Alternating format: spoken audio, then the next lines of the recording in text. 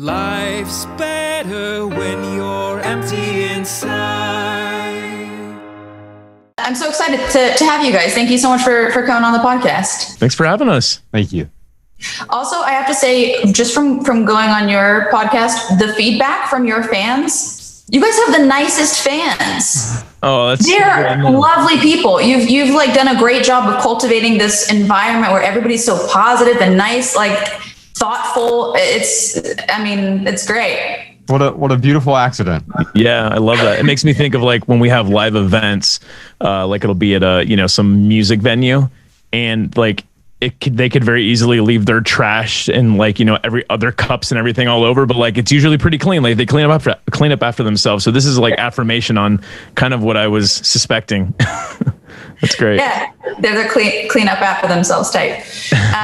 So if you guys are cool talking about, I know you talk about minimalism a lot, and I know your podcast, obviously you have a huge diverse range of things you talk about, but if you're cool talking about minimalism today, some misconceptions around it, and maybe some challenges that might crop up in incorporating minimalism as your lifestyle, as well as maybe the philosophy behind why you guys are minimalists, because that's, I think, very interesting and also different from a lot of what I see online. Sure. Yeah, definitely. It's minimalism has really been the Trojan horse for us to talk about all the stuff that we have wanted to talk about. It often starts with the stuff. Ryan and I were sort of stuffocated, right? We had all the corporate success throughout our 20s and sort of realized like, oh, I leaned my ladder against the wrong building, and I did a really good job of climbing that ladder from age 18 to age 30, basically. And I got to the top and realized like, oh, this isn't where I hope to end up. And so in our society, we measure success with trinkets and status and accumulations, achievements, right? The title on our business card. It's the first question we ask someone. What do you do? Right? When you meet someone, it's, hey, what do you do? Now, Ryan and I tend to avoid that question, but it's a sort of nicety, right? And I don't think it's a gotcha question. I don't think anyone's being rude when they ask it. They're just looking for a place to start a conversation. But there's so many undertones of a question like that, right? What do you do? Well, I drink water. I like long walks on the beach. I drive my car to work. What do you mean, what do I do? Oh, you're saying, what's my job title? Where do I work? So you can compare you to me on the socioeconomic ladder. And in a strange way, it becomes this comparison question. And I don't think we intend it that way, but that's how it ends up. And then what we do is we work really hard to impress people that we don't even know with things we don't need, spending money we don't have to live a life that we don't even like. That's dark. Right, but I think there's probably a bright side on there's something at the end of it. All of these things sort of require realization at some point, and I don't think it requires a car crash to have a realization. With me, it was my mom died, my marriage ended both in the same month, and those two events forced me to look around and start questioning everything that had become my life's focus.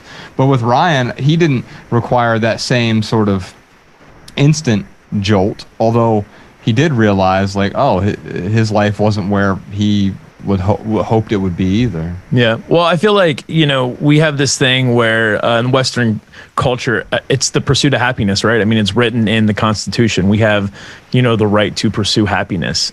And that's what we were doing. Mm-hmm. We were chasing happiness. And whether that was with a better job title or more stuff or a nicer car or a better vacation, we were chasing happiness. And every once in a while, I would even posit that I did get a little bit of happiness. Yeah. But the way that I was chasing happiness was, it was really ephemeral.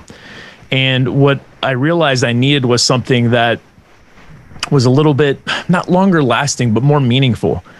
And, for me, when I saw Josh going through these changes, when his marriage was over, when his mom passed away, he started making all of these different little decisions that really equaled a different life for him, that built up to a different life. And I went to him and I asked him, I'm like, what are you doing that's making you so happy? But it was more than happiness. It was contentment, which even then maybe contentment can be a little dangerous, but really I saw Josh just living a happier life essentially.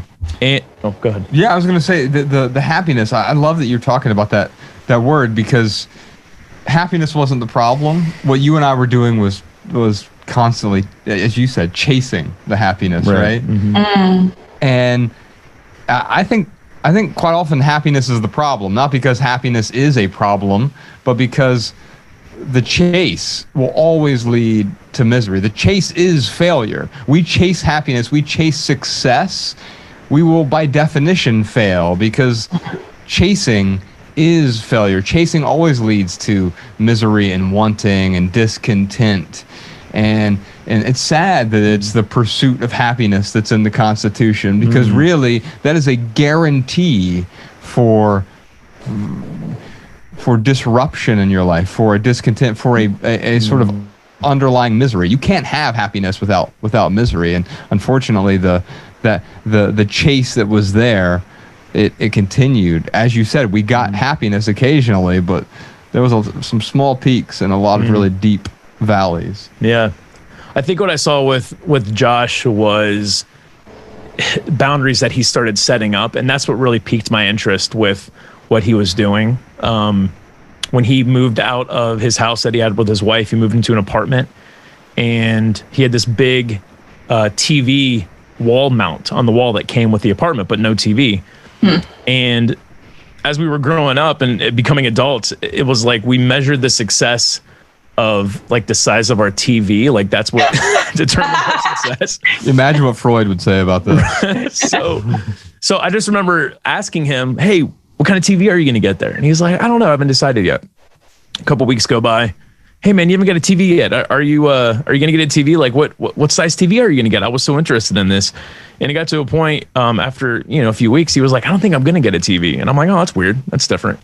And then I remember him setting up some boundaries. We worked for the same boss, and he set up some boundaries with, it was Christmas Eve. He was, you know what, you should tell this story. Okay. Because this is, you're going to do a much better job than me, but yeah. Well, the boundaries thing was important because you got to understand, Ryan and I, we grew up really poor, and we thought the key to success, to happiness, to fulfillment and contentment.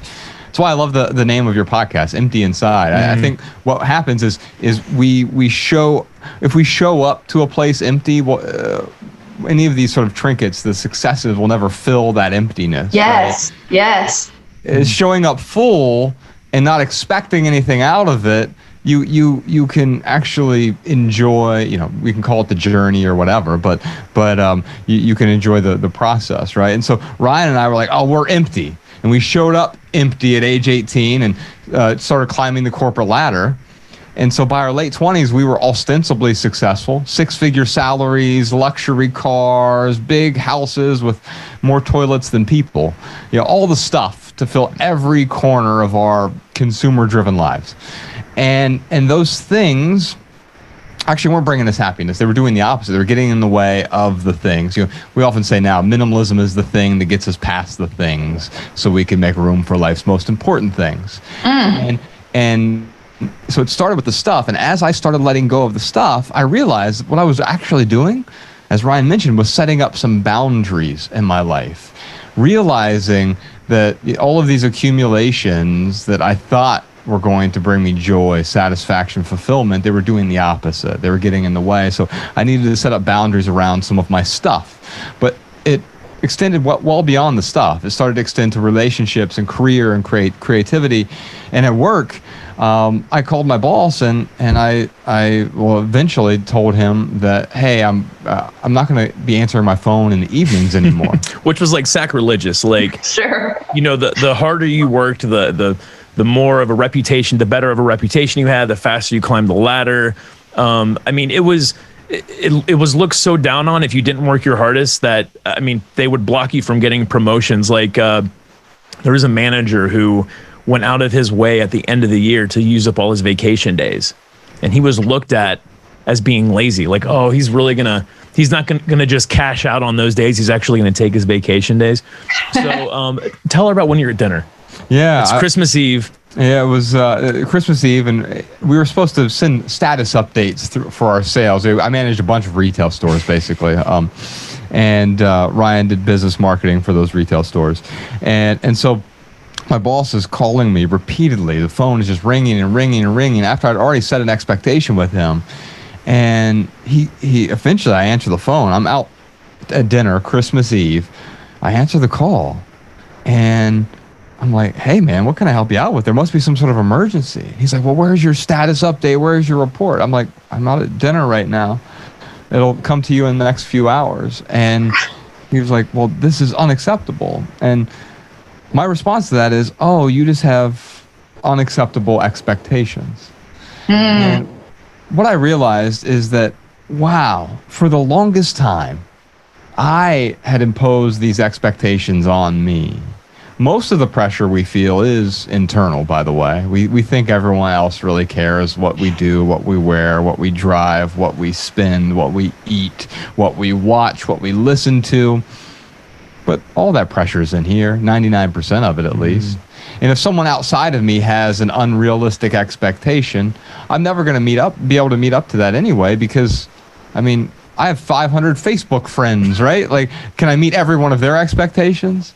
Or, you know, you have millions and millions of Twitter followers. Imagine trying to meet just 10% of their expectations.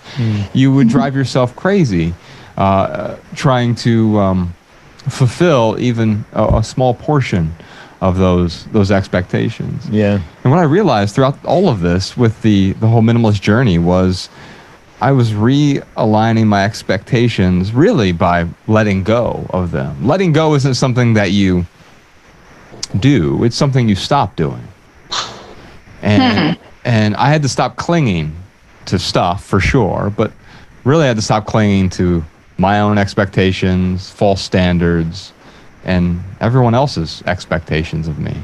And that was the hardest thing to do. The hardest thing to let go of wasn't a big screen TV or a Lexus. The hardest thing to let go of was my identity, because we get so wrapped up in me, who I am, who I portray myself to the world. I want to know how you guys changed, though, because I feel like it's really common for people to want to change, for people to go, oh, you know what, I'm living the wrong life. This doesn't feel right. I need to change some things. But for somebody to actually make those changes, what do you attribute that to? Is that just your nature? Was it, what was it? Was it having each other? Was that helpful? I'm assuming it was. Oh yeah, definitely. I mean, when I went to Josh and, you know, I asked him like, hey, you're acting different. Like, you're happy. Why the hell are you so happy? And he talked to me about minimalism. And what I saw, like I said earlier, is I saw these opportunities for boundaries. So I got really excited and I'm like, all right, man, I'm going to be a minimalist. And he's like, great. And I'm like, all right, cool. I'm a minimalist. Now what? Like, I didn't really know what to do. Yeah. So, I mean, Josh had pared down over several months, slowly kind of setting up these boundaries and figuring out what was good for him. But like, I am more of, I don't know. I need type A. Yeah, man, a little bit more of a drastic shift. So I think that's where it starts. Is you've got to figure out, you know, what's your personality and what kind of shift do you need to make? For Josh, it was slow and consistent. For me, I needed a radical change. Sure. So we came up with the idea of a packing party where we decided to pack all my belongings as if I were moving, and then I would unpack only the items I needed over the next 3 weeks. So Josh came over and he literally helped me box up everything, my clothes, my kitchenware, my towels, TVs, electronics, everything. And to your point, if it wasn't for Josh, yeah, I don't know if I would have actually followed through with that, because, you know, I have this this personality, and it gets better as I get older, but I really like to make big plans. But, and I guess most people too, like, it's hard for me to follow through on that stuff. But having Josh there rooting for me, to support me, it did absolutely make it easier. I think I can tell you that any prescription that I give you, I can give you how to. Ryan and I could tell you the 67 ways to declutter your closet. I don't think you would actually find it particularly helpful, especially long term. It's like putting some sort of numbing ointment on an axe wound. Like, you might get a little bit of relief, but I think the whole journey for us really starts with a question, right? The reason Ryan was compelled to do his whole packing party, it wasn't because he had a how-to. No one went to him and said, all right, Ryan, here's what you have to do. Here's the 7-step plan to rid yourself of your excess stuff. He actually figured it out on his own because of a question. And that question was, how might your life be better with less? And that question is really profound because it helps you identify what the benefits of simplifying are for you. At first, it's a counterintuitive question. Why? Because in our culture, it's always more, right? It's never enough. It's always more status, more followers, more money, more stuff, more room in our house, more space, more commitments, more obligations, more habits, more rituals. We never stop to say, well, how might my life actually be better with less? Less of all of that. Certainly less stuff. The average American household has 300,000 items in it. Which would be fine if it increased our contentment and joy and we were all living these purpose-filled lives. We're not against stuff, but we're against living sort of aimlessly. And so we've been prescribed stuff as the cure, right?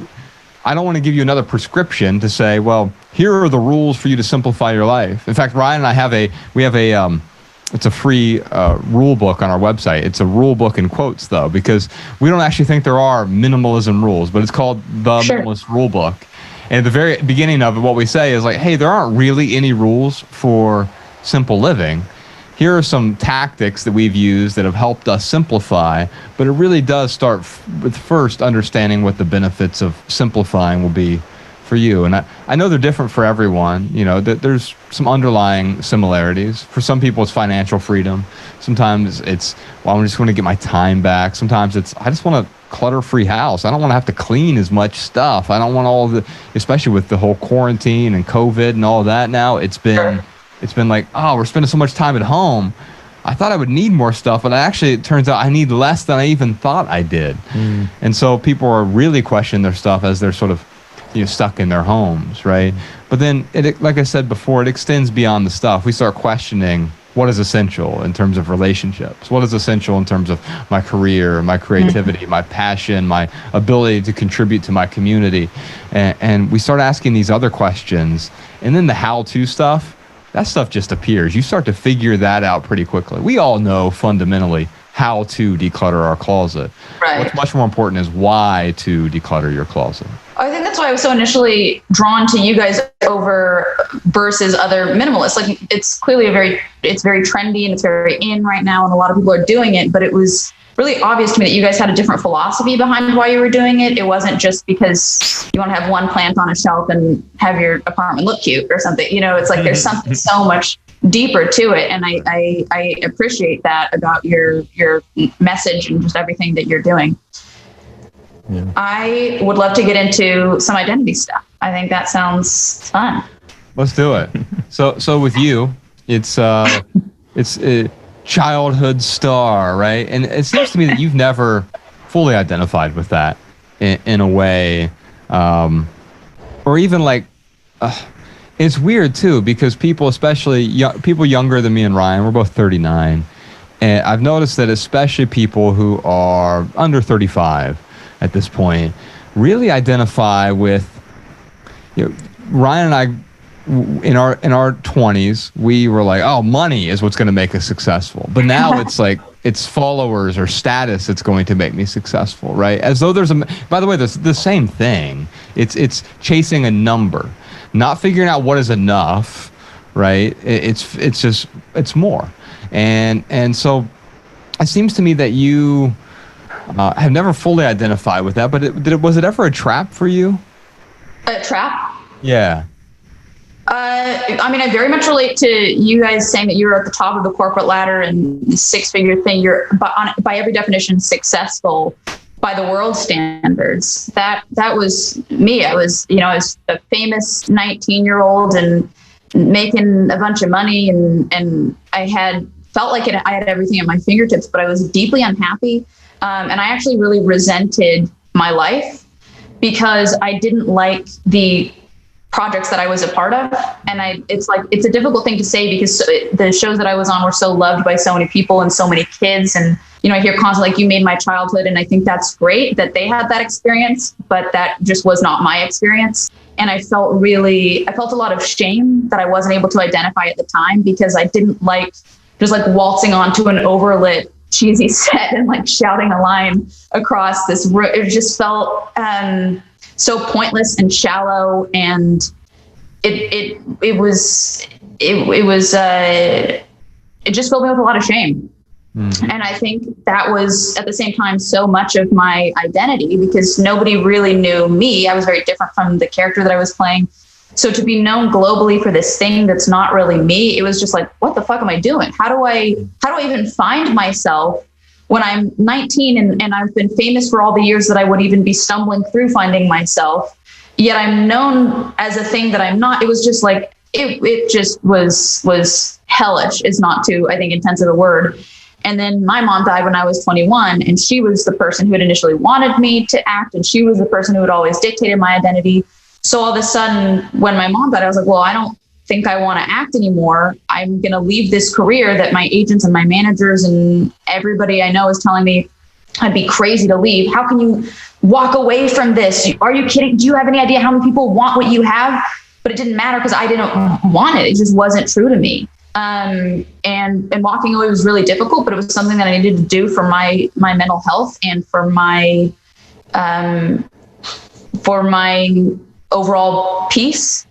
And it was difficult. I didn't know what to do with myself when I didn't have things that had always dictated my identity around anymore. When I didn't have my mom, when I didn't have acting, and it was like, well, that was who I was. So who am I now without the two things that made me who I was? How do I start defining myself? And that was a really, of course, arduous journey. And it was really very difficult. But I think ultimately, despite the struggles of that, I am happy that I was able to go through that really difficult process so that I could kind of start to find the groundwork of who I am now, which makes it sound like I'm like, oh, I'm so great. But I just mean that I'm living a life that's more true to myself, that I feel more aligned with myself, that I don't feel like I'm living this lie or constantly trying to your point, meet other people's expectations of me. It's, I'm living a life that's in accordance with who I am. And that feels like a million times better. I think that what's fascinating, and honestly, I've only been, candidly, I should say, I've only been figuring this out over the last few years, but because my first reaction when Ryan and I were 18 and we were still poor and trying to figure things out, it was like, oh, this previous life that we've lived up until now is bad. Let's search for the good thing. Of course, the good thing was career, status, 80-hour work weeks, climbing the corporate ladder, making money, going into debt to, because that's what responsible adults do. Obviously that's nonsense, but that was the good thing. And then, of course, when I turned against that at age 30, basically, I was 28, 29 when I first stumbled into minimalism, and by 30 walked away from the corporate world. But I realized, like, oh, now the thing I thought was a good thing is actually the bad thing. And even now, recently, what I'm just figuring out now is like, well, I didn't leave the bad thing that was good initially, and now I'm moved on to another new good thing. No. It's not about that. It's just that there was no right or wrong, should or shouldn't, good or bad here. It's just that it was inappropriate for me to continue down that path. And letting go is, in a way, sort of like graduating, as opposed to, I didn't even hate my corporate career. I didn't hate my job. I didn't find it particularly meaningful or fulfilling in ways that it could have been. In fact, it was fairly comfortable, and that might have actually been part of the problem. On a scale of 1 to 10, my life was sort of like a 5. It was on good days, maybe a 6, but like it was just good enough, pleasant enough, right, to not want to make a change, because if I change, it's going to involve some pain, and I don't want to deal with any days that are 1s, 2s, 3s as I try to figure this out. but it was never going to be a 8, 9, or 10 either. And what I realized there is that all of it was still chasing, right? And so of course I was going to be miserable, not because this thing was bad or good. There was no morality, and I'm not making a value judgment on that life. And it appears to me that the same thing is true with you, that it's not that you're saying, hey, this life is inherently bad. It's just like, hey, this life that I was living is not appropriate for the person that I want to be. And so in a way, it's like graduating from that. And graduation involves some gratitude, right? When Ryan and I graduated high school in the 90s, it wasn't like we walked away and said, oh, that whole thing sucked. It was like, that's great. We've graduated, but it's also not like, well, I feel like I need to stay there for 5 more years, because then at some point it would involve some sort of suffering. And so walking away at the right time is appropriate, because otherwise then you just end up getting divorced from the thing. That's really interesting. And I think that's something I can learn from the idea of being grateful for sort of past phases. I really struggle with that. Even like past relationships that went wrong. I'm like, why did I stay for so long? Why would I stay in that thing for 2 years, as opposed to, I learned from that. And that was really important for me becoming who I am and then becoming who they were. That's something I can learn from. So thanks for bringing it up. Sure. I think the important thing there is the non-value judgment, even, or maybe especially, with the things that seem bad. I've been in bad relationships in the past, right? And I'm saying that with vocal quotes, because as soon as I put that value judgment on it, it actually says a whole lot about me and my perception, and any suffering that I had there. I have to realize that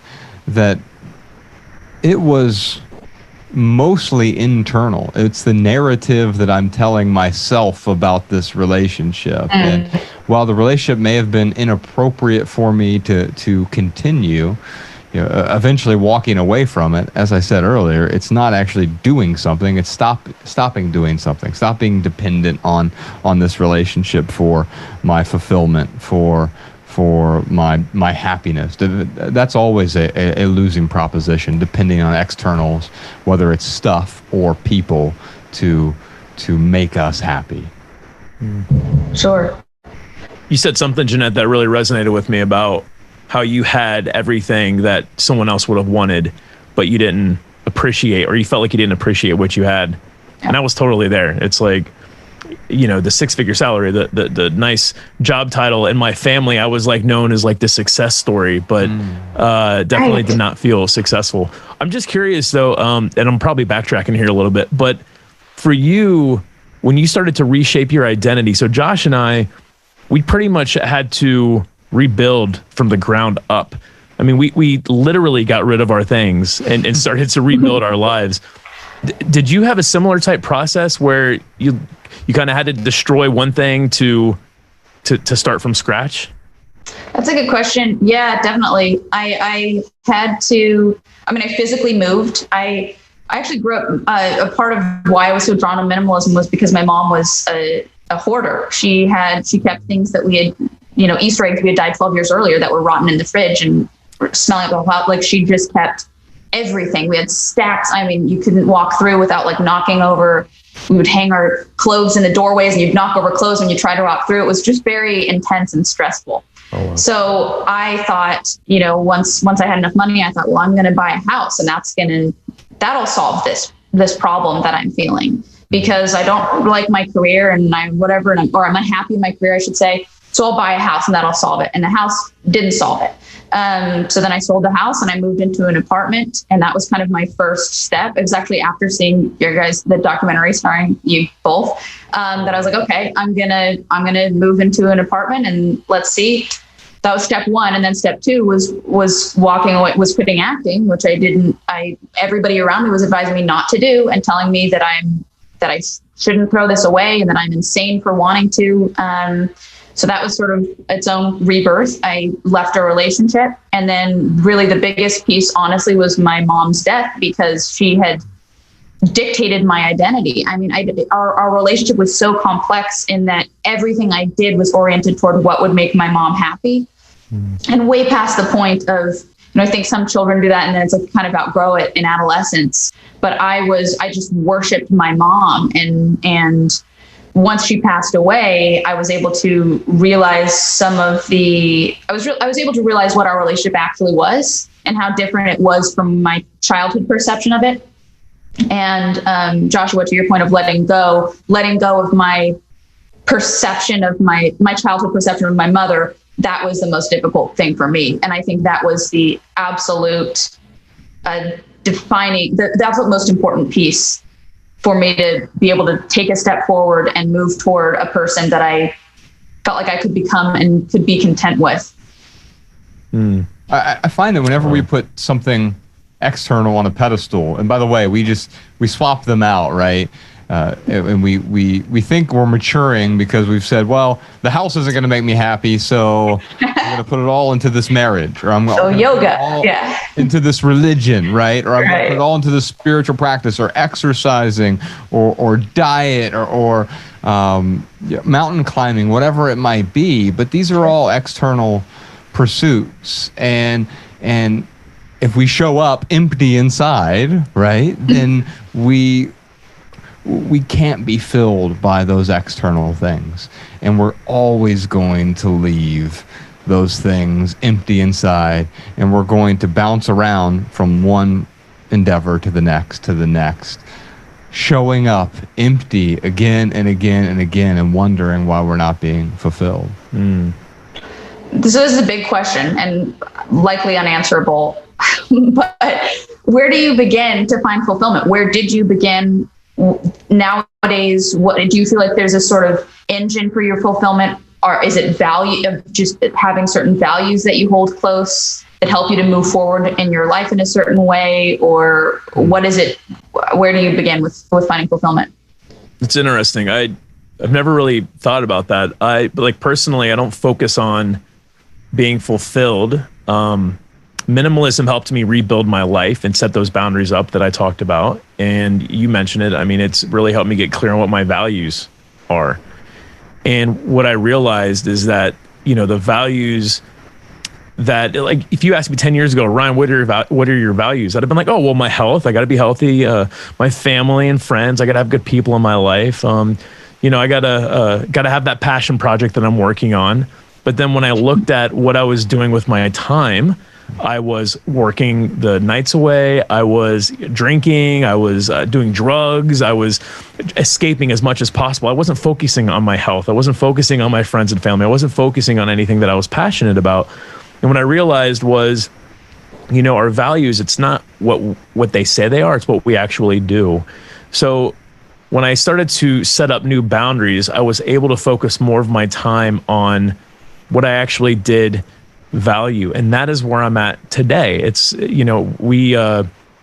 and I talk a lot about values. We even have like a worksheet on our website, theminimalist.com/V as in Victor, as in values. Oh, I've seen it. I've been there. But to help people get clear on what those are, because when our short-term actions align with those long-term values, like that is when I feel fulfilled. It's when I feel like I'm living a meaningful life. And that's what I focus on now. So it's not focusing on fulfillment. What I would recommend to someone who's like, how do I get fulfilled? How do I get fulfilled? It's like, take a step back, figure out what your values are, start aligning your actions with your values. That will set you on a course of living a meaningful life. And then happiness and fulfillment are these beautiful byproducts that happen. I mean, I wish I could sit here and say, well, it's because Josh and we reach millions of people and that's why I'm fulfilled.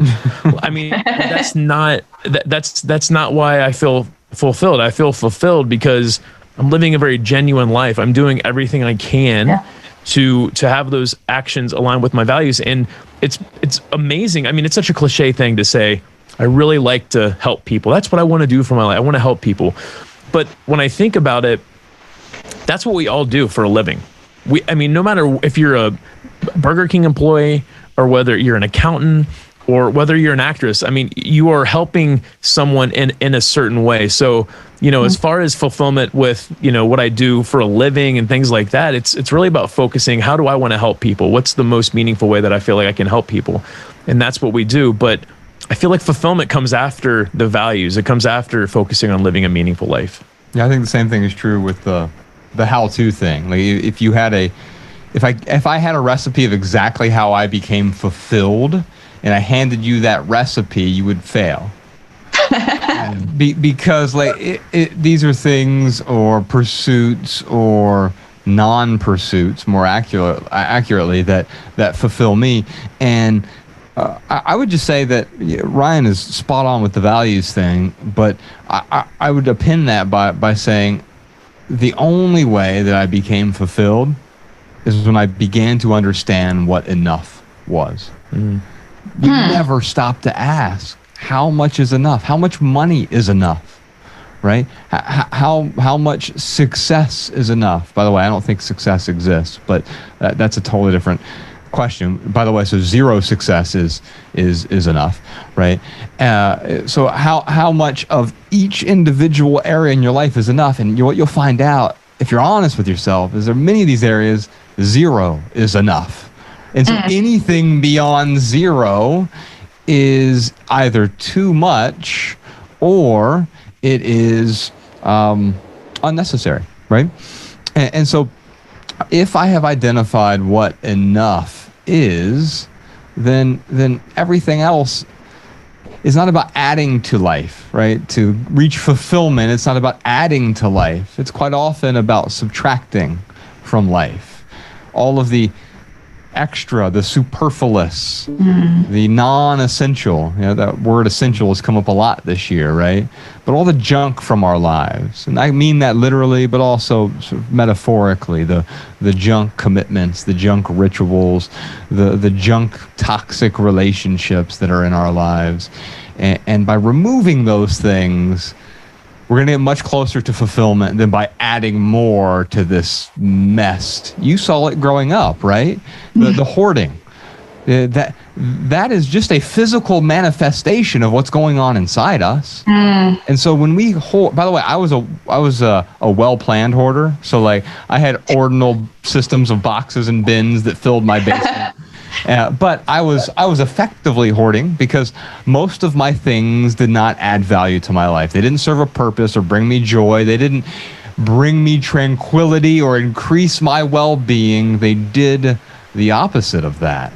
And so as I started to let go, I realized I was doing this wrong. I was bringing more things in. I was hoarding relationships and career and money and all of these things that they weren't doing what I anticipated they would do, and I had to begin letting go. Subtracting was the path to fulfillment, not addition. It's interesting. I'm thinking too when it comes to fulfillment. So in the corporate world, we talked about how we always chase happiness, and when I think of extreme happiness, it's like I was, when you do drugs, you get extremely happy. And when I started to scale back on chasing physical things, chasing a better job title, when I stopped doing drugs, there was this point where I really had to figure out what the new normal was. And it's interesting because when you have so much dopamine hitting you all the time, it's hard to get back to a baseline. It takes a while to get there. And again, that goes with anything that people are getting dopamine with right now. But what I'm trying to get at is I've had to get comfortable with banality. I had to get comfortable with boredom, and that is there's two superpowers I feel like I've gotten through this whole minimalist journey. And one is being comfortable with being with myself and being bored. That is a superpower, because before when I was bored, it would trigger this like, no, dude, you got to you got to get some dopamine hit. You got to do something. Yeah. So being comfortable with boredom, I think, can help someone get closer to fulfillment. And the other thing is being willing to walk away from anything. When you're willing to walk away from anything in life, whether it's a career, whether it's a relationship, whether it's your physical possessions, when you can get to the place where you can walk away and be totally comfortable with yourself and be comfortable with that boredom, I mean, that is where I feel like people really will start to thrive. Wow. Was there anything that was really particularly difficult for you to walk away from? Oh, I mean, definitely like my job, the status, Josh mentioned earlier about the identity. I mean, it was very difficult for me because I had people judge me. They're like, I traded in my nice car for a 2004 Toyota Corolla that had 100,000 miles on it. And I had, audible gasps from friends when they're like, oh, like, this is what you're doing. And so, I mean, it was very difficult to walk away from, that prestige, I guess. But yeah, I mean, relationships were very difficult. I had a very pernicious relationship when I started down the minimalist journey. Someone who really tried really hard to make it work, but it just didn't work. I mean, so yeah, I mean, there were definitely relationships, and certainly, some existential things that I had to walk away from. Once you find the truth, though, and this is why the prescriptions are so, I think, dangerous even. If we were just to give you, the 7 ways to do this or the 19 tips for this, I think those solutions actually become the problem. We start chasing the solution and forget that there is an underlying thing that we need to deal with, a real problem that needs attention. But when we find, you could call it the truth, when we find the truth, it actually solves a problem for good. You don't need prescriptions anymore. And I'll give you an example here, because with consumerism, that was a problem I had to deal with, right? And at first, when I first stumbled across minimalism, I thought the how-tos would fix that. And so I went and tidied up my house and donated a bunch of stuff over a weekend, and probably got rid of 10% of my stuff, right? And it was like, okay, I look tidy now, but tidying up isn't the same thing as living intentionally. It didn't actually fix the consumerism problem. And in fact, if anything, it turned it into a type of materialism in a way, where I was hyper-focused on the stuff. And so once I actually accepted the truth, though, figured out what the truth was, and that truth was like, well, the Lexus is never going to make me happy. I had 2 of them because the first one didn't make me happy. And so once I really figured that truth out, viscerally felt it down into my bone marrow, not just and it wasn't just an intellectual exercise. Once I understood that wasn't going to do anything in here, I was still going to be empty inside.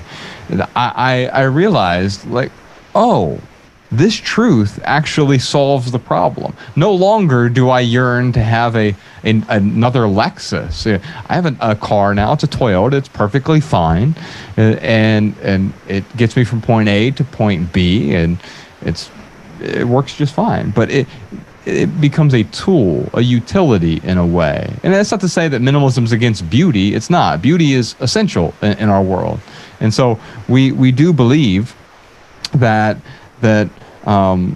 some things can just come into our life because they bring some sort of tranquility or increase our well-being. They augment our experience of life. But if not, then I'm willing to let go because I know they're not serving a purpose. I want to circle back to what you said about success. What do you mean that you don't think success exists? I think the only real success is realizing that success doesn't exist. What? Okay, this is going to explain. Okay. Yeah. So I think success involves chasing, right? Sure. Almost by definition. Would you agree with that? Yes, for sure. And so how do some people define success? Well, give me some examples of how someone might define success. 1 million followers on Instagram. Maybe they have 300,000. They're like, okay, once I get to 1 million, that's success. Okay. So how else? Okay, for me, marriage is a big thing. Like, I'm like, okay, I want to be married. Not only do I want to be married, but I want to be married by 30, because in my mind, and I'm working on it, I really am. But in my mind, if I'm not married by 30, that means that I have failed. Yeah. Okay. So So really, success in these two instances, and we could even throw a third one in there. For me, it was making $1 million, right? Okay. And by the way, these are all arbitrary things. We're even using numbers, and that's better. Actually, those three definitions of success you just outlined there are better than most people's definition of success, because most people have have a arbitrarily vague sense of success. Most of us, it's just more. It's not, my idea of success is more. I'll know when I see it. No, you won't, because it doesn't exist. And so, yeah, you're going to get to 1 million followers, and you will feel maybe some dopamine. So you'll feel pleasure. There's four different words we use interchangeably in our culture: pleasure, happiness, contentment, and joy. And I don't have a problem with us using those words when we're just talking colloquially like this. Like we can use these words to describe a particular sense of good feeling and thrillingness or whatever. But like, I think they're four distinct things that we conflate, and there's a problem there. So pleasure exists, and there's nothing inherently wrong with pleasure, right?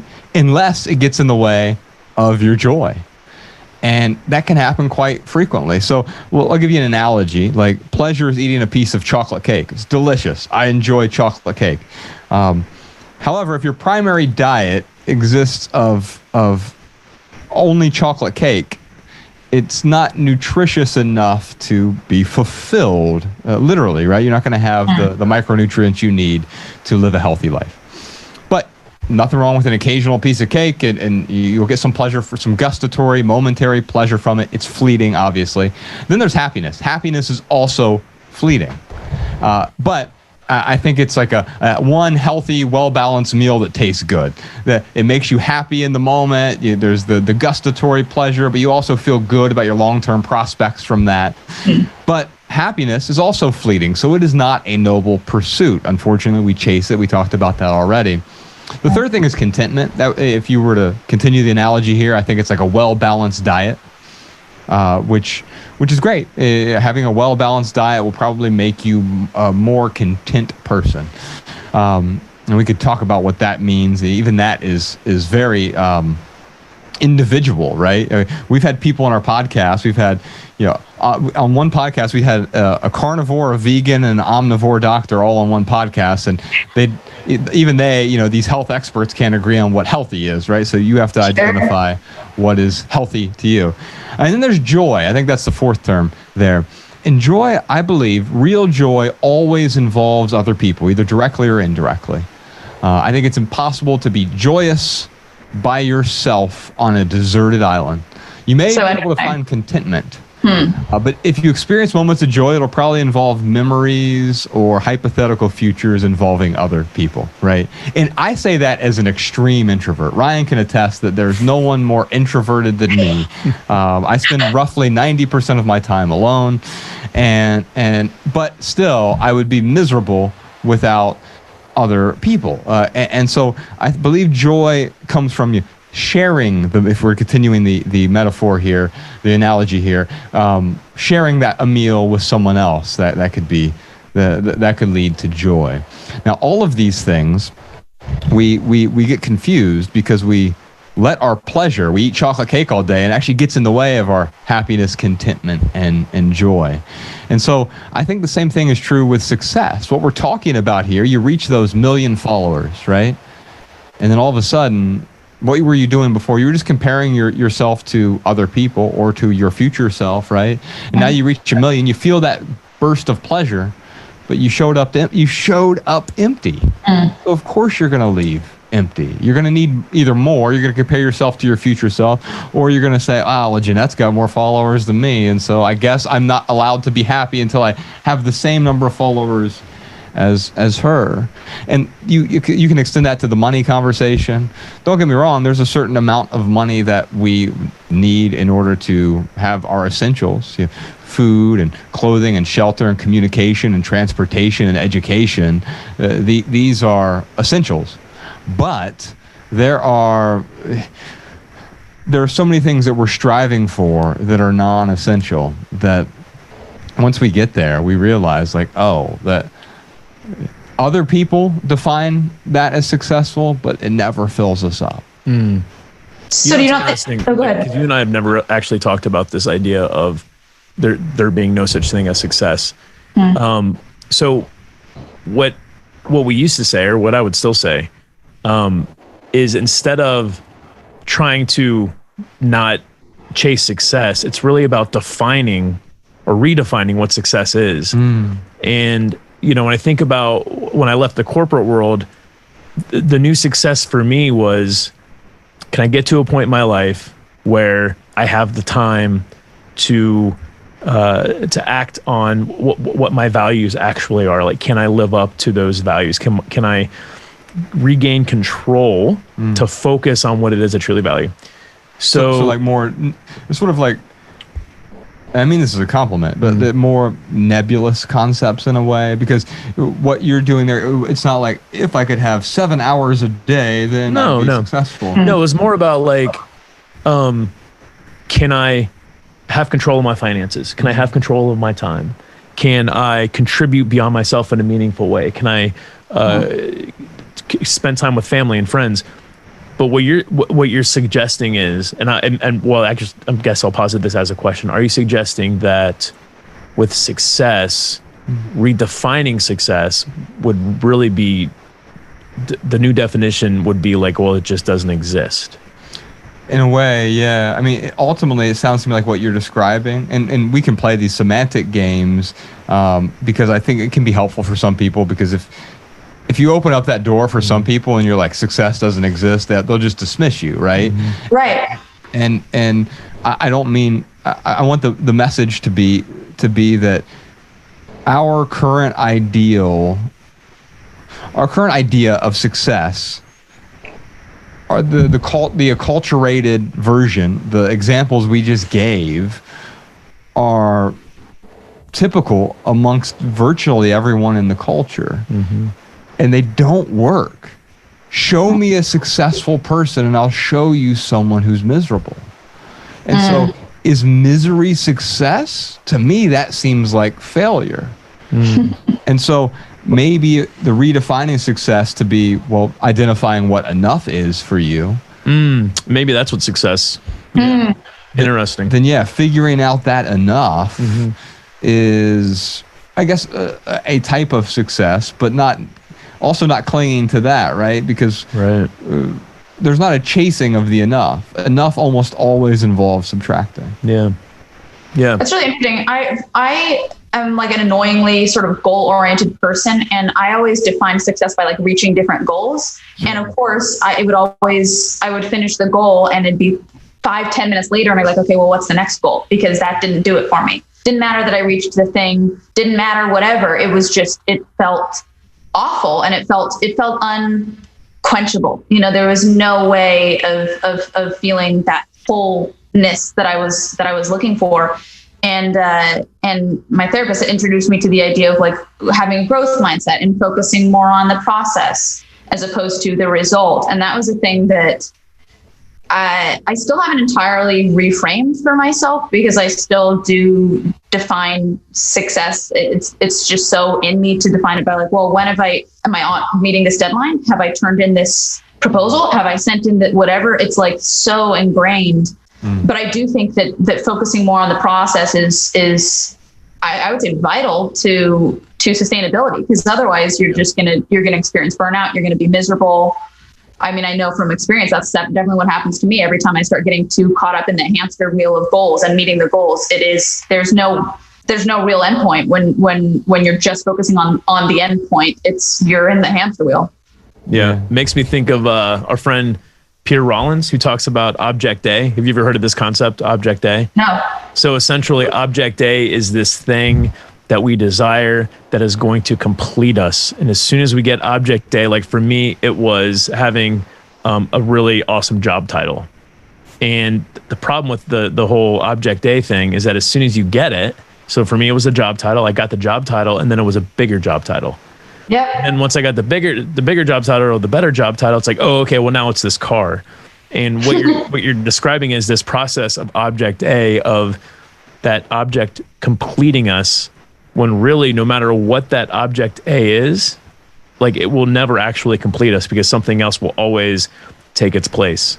And it's interesting because like right now I think about, for me, one of my object days, so maybe I got multiple object days, is a Tesla. Like I live in California, there's charging stations everywhere, I really want to help the environment out, although there's like a whole debate on whether or not that's actually better for the environment. But anyway, regardless, they're nice cars, and like I have this whole fantasization of like, oh, if I get a Tesla, I'm gonna feel more complete.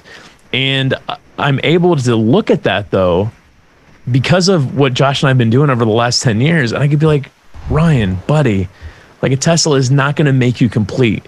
So it's interesting how you can have an object day, you can realize it's an object day, but once you kind of realize that, then you can, well, like you said, you can start to enjoy the process a little bit more than the actual object that you desire. There's a Jesuit priest named Anthony DeMello who talks about how he works with prostitutes and they can't stop talking about God. And he also works with priests and they can't stop talking about sex. And so we all have these sort of object days, right? It's the thing that if I could just have that, my life would be different. I'd be willing to give up this life if I could just have that. But that is also chasing. I, like you, was very goal-oriented. Ryan could tell you about, I used to have spreadsheets for goals. So I had... Same, baby. I had like sub-goals, timelines, where I was in how much progress I made toward the goal. Yeah. And I realized that these goals were stressing me out. And so 9 years ago, I actually wrote an essay about this. I gave up goals for 100 days. And I actually didn't make, when I first started, I didn't make it 100 days because I didn't want it to be a goal. And I can tell you that I haven't had any since. And that sounds strange for someone who's like super, I don't know, you could say even action oriented. I do enjoy creating. And, Ryan and I have done a lot over the last decade. We started The Minimalists a decade ago, and we have 4 books, and our 4th one comes out next year. Our second film comes out January 1st, called Less Is Now.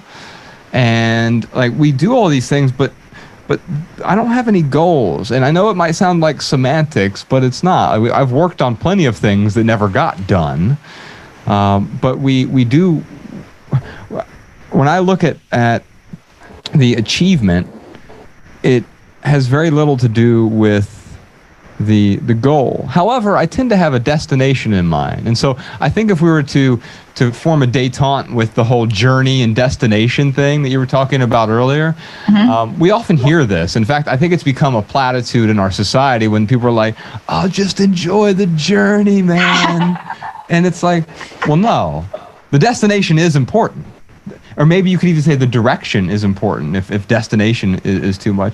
Because Kapil Gupta talks about this. You don't get in your car and just drive aimlessly all the time. I mean, maybe you did as a teenager occasionally. But no, you have a destination in mind. Well, I got into my car this morning. The studio was the destination, and here we are. I make it where I want to go every time, right?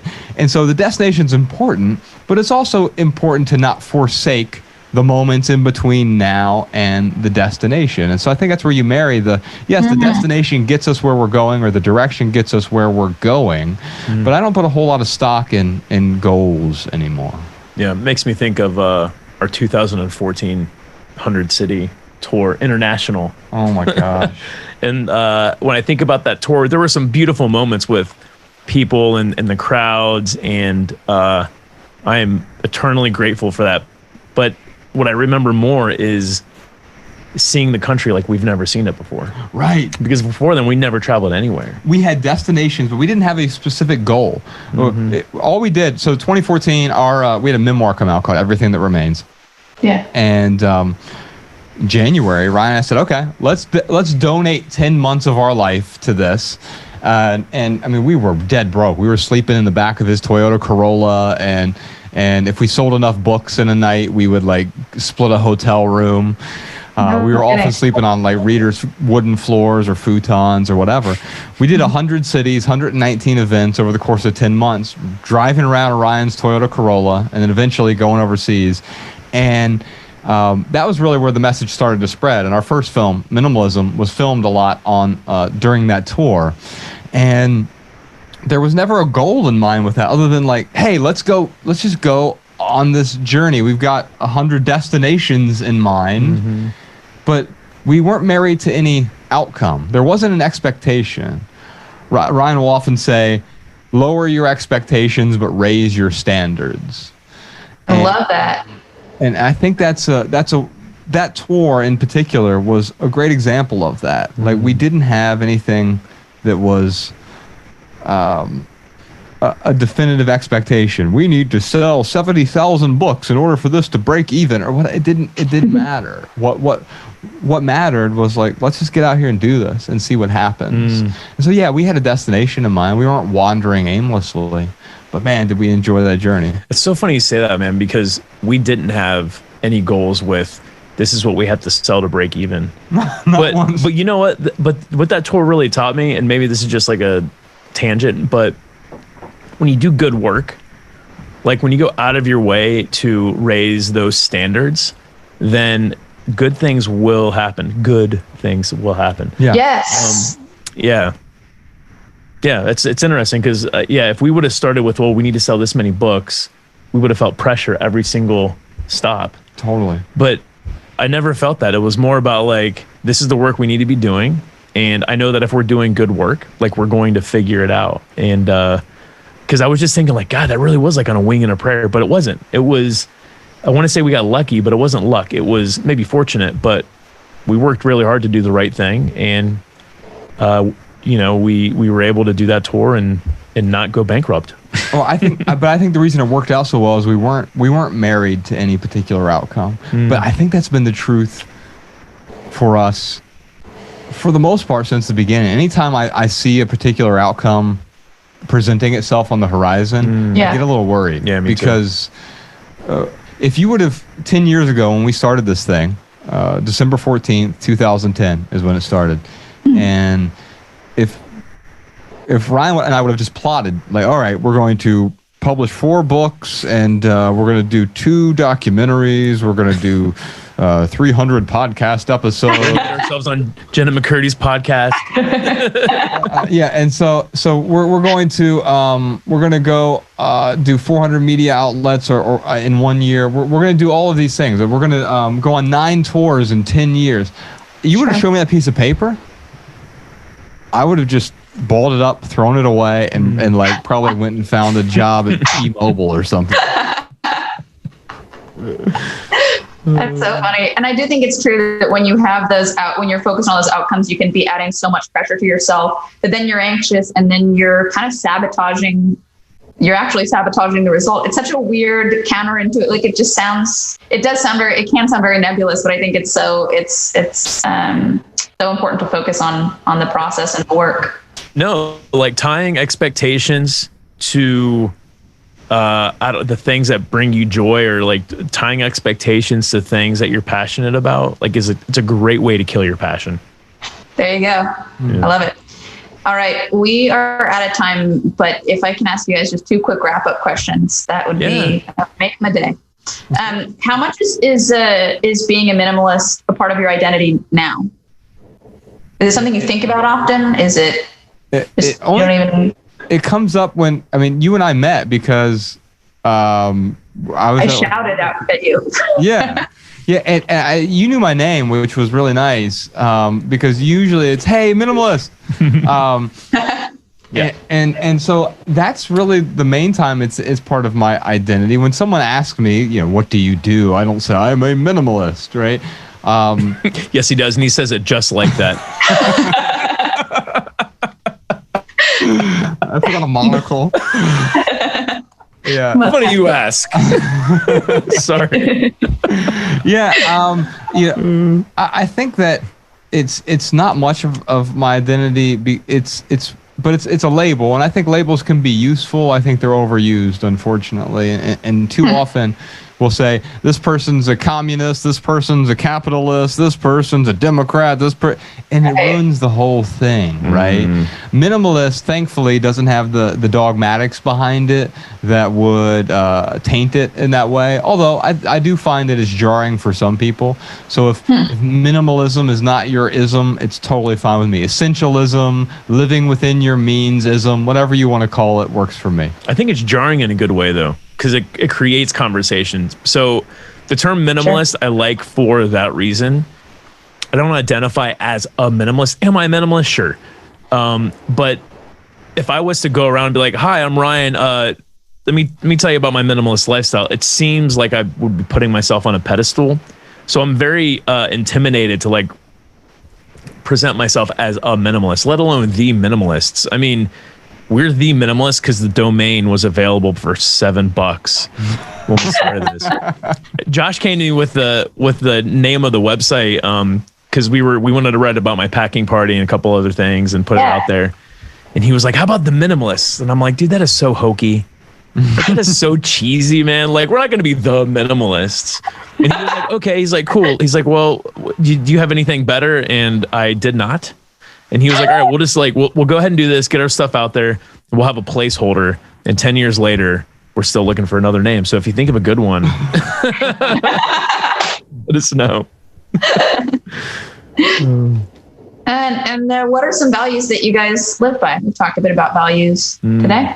I think there are 4 different types of values. So I'll try to walk you through it real quick. So you have, let's look at a house, basically. A house has a foundation, has a structure, has a facade or surface, and then it has like a fence around it quite often. And so I think the same thing is true with our values. We have foundational values. That I think those are similar for most people: health, relationships, growth, contribution, creativity, passion. There's a handful of essential values. Beyond that, you have your structural values. That's what makes each house unique. So my structural values are going to be a bit different from yours, and vice versa. And so we can look at those things like free speech or autonomy. And then we have surface level values. That's what makes life interesting. Some people might even call them interests, right? Or tastes. And that's what beautifies your house, right? Ryan and I have radically different interests and tastes. And as a result, we have different lives, but we have very similar foundational values. And then that fence that I talked about, unfortunately, we have big fences. There's a lot of talk about building a wall, right? We've already done that. We've constructed these prisons of our life, and we call them imaginary values. And we give so much lip service and attention, unfortunately, to things that we pretend are our values, but they actually prevent us from getting into where our real values are. And by the way, all those categories I just talked about, Ryan mentioned the worksheet earlier. It's just theminimalists.com/V if people want to take a look at that. Yeah. Great. I'm sure the listeners will love that. And last question, do you guys have any advice for anybody out there who might suspect that they're like living the wrong life? Maybe they're having some sort of a crisis and they're like, fuck, this is not feeling right, but they don't really know that first step to take, what they can do to start working toward a life that will be more suitable to them right now. There is no wrong, right? So you're not living the wrong life. Right. But I like what you just said there about it being more suitable, or we could even say more appropriate, right? And so, yeah, I mean, I would start with that question we talked about earlier. How might your life be better with less? That values worksheet too, because that's where it started with me. It's like I got clear on what my values were. Yeah. And I asked myself, like, am I living up to these values? And that's where the discontent, that's where the failure really came into play for me, was realizing that I gave my values a bunch of lip service. So, if someone feels stuck and they feel like they don't know how to make a shift, start with that values worksheet and get clear on what your values are, and then ask yourself, are your short-term actions aligning with those long-term values? Yeah. Awesome. I think that'll help a lot of people. Thank you guys so much for coming on. This has been so fun. Thanks for having us. Yeah. You're awesome. Thank you so much. Awesome. Bye. See ya.